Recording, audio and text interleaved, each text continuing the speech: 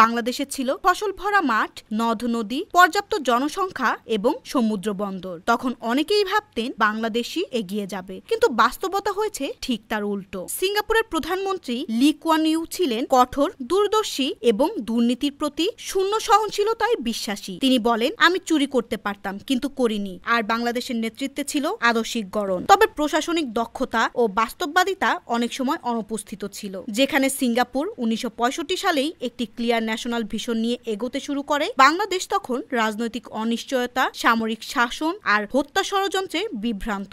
গণতন্ত্রের পথ দীর্ঘদিন অনুপস্থিত থাকে। সিঙ্গাপুর সরকার প্রথম থেকেই বুঝেছিল তাদের সবচেয়ে বড় সম্পদ হলো মানুষ। তাই তারা বিনিয়োগ করে শিক্ষা, কারিগরি প্রশিক্ষণ ও ইংরেজি ভাষায় দক্ষতা অর্জনে। 1970-এর দশকেই তারা বিশ্বমানের প্রযুক্তি নির্ভর শিক্ষা ব্যবস্থা গড়ে তোলে। অন্যদিকে বাংলাদেশে সেই সময়ে শিক্ষানীতি প্রণয়ন হলেও বাস্তবায়নে ছিল দুর্বলতা ও রাজনৈতিক হস্তক্ষেপ।